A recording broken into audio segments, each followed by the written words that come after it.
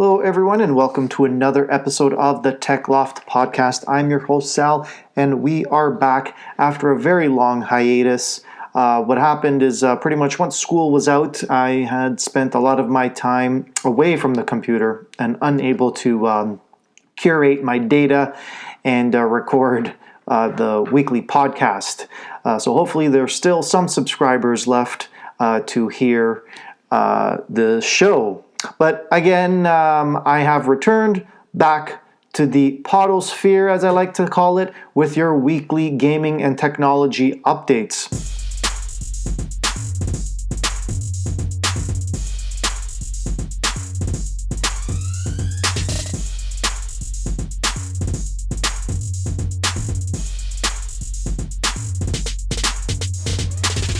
So before we begin, I just want to remind everyone to please subscribe to their show.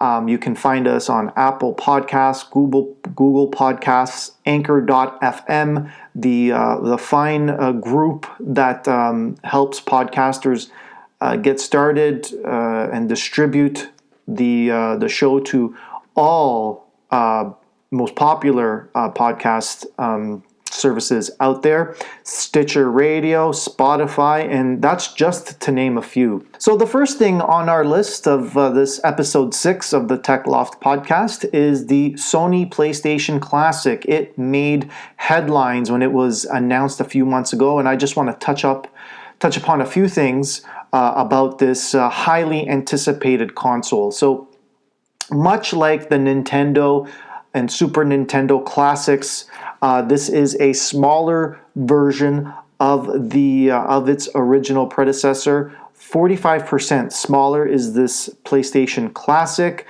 It will not play CDs. It'll come with preloaded games built inside the box. It's been updated with HDMI connectivity. It does come with 2 classic controllers, so that means they are not analog stick controllers or DualShock. They're just regular controllers. Okay, it does come preloaded with 20 games, and since I've got the list of games that will be included on the console, I'm going to go through them right now. We got Battle Arena Toshinden, Cool Borders 2, Destruction Derby, Final Fantasy VII. Now that's a game that I really want to try. I have not played that game. Grand Theft Auto, Intelligent Cube, Jumping Flash, Metal Gear Solid. I remember that one. Great game.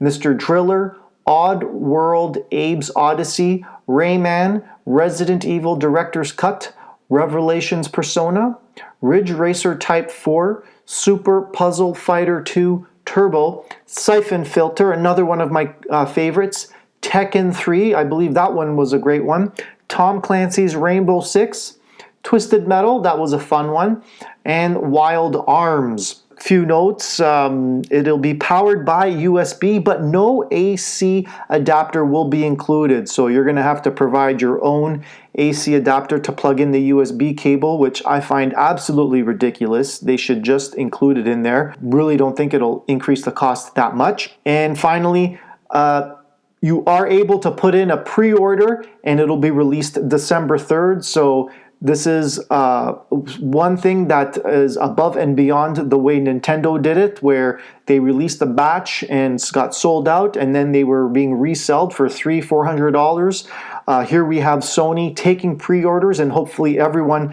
gets their own PlayStation Classic either on or very soon after the release date. Now, on the topic of classic systems, we have the Sega Genesis Mini, which was also talked about months ago, and it was supposed to come out this year, 2018, but I just read a note that it has been delayed and it's going to be pushed back till 2019.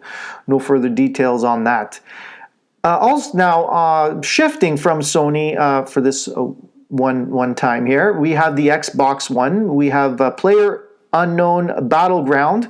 That is now free on the Xbox One, and the PS4 is rumored to get its own edition of PUBG next month, which is the month of December. Back to Sony, we've got this PS4 Pro. Now, there have been complaints that when the fans kick in, it sounds like a jet engine. So what Sony has done now is released a small updated version of the console. Now, as far as I know, nothing updated in terms of power or processing and all that. That probably all stays the same, but maybe just the way the system is cooled. So the new console has a product number, CUH7200, and it is meant to be a quieter system. You won't get that jet engine noise as its previous version.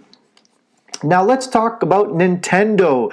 The Nintendo Switch adds 3 more Nintendo Entertainment System games next week. We'll just leave it for the month of November. They're going to be looking forward to Metroid, Twin Bee, and Mighty Bomb Jack. Currently, there are 23 NES games available on the Nintendo Switch online service. And as time goes on, they'll be getting more, and hopefully we can stay on top of that. Now, what else do I have here? And finally, to close it off, we found a piece of hardware which is it combines the Nintendo Switch and the Super NES. It's pretty neat. So it's a handheld console. It's which plays full Super Nintendo cartridges. It's portable and comes with a rechargeable battery with 10 hours of battery life. Now, the other thing you can do with this is connect it to a TV and plug in 2 full Super Nintendo controllers into the front of this portable console. So it plugs into a TV, plays your NES cartridges. This is great for NTSC or PAL regions, so it's both. The screen size on this little device is 4.3 inches with adjustable brightness, and you're connecting to a TV via an audio-video output. Okay, you've got stereo sound and a 3.5 millimeter headphone jack. So that is something neat. I have seen screenshots of it. Looks pretty tempting to buy. I have not gotten the price on that, but hopefully I'm going to have this episode of this podcast on our website, thetechloft.com, where you can find links to news sources where I've found these announcements, as well as links to previous episodes. So you can follow us at our website, thetechloft.com, and you can also, as I've mentioned at the beginning of this podcast, subscribe to the show on the most popular podcast platforms out there. And that is it. Now, if this is your first time listening to the show, we do have 5 previous episodes that I have released. So, why not go back and take a listen, see how the show was before the big break. We're back. Hopefully you've enjoyed it. And you subscribe and follow us also on Twitter at the Tech Loft. That's our Twitter handle.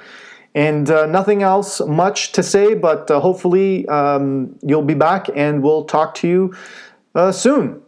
Any questions, comments, or concerns, send us a tweet at the Tech Loft. Subscribe, read up, and look forward to a December episode of the show. Thanks for listening. Ciao for now.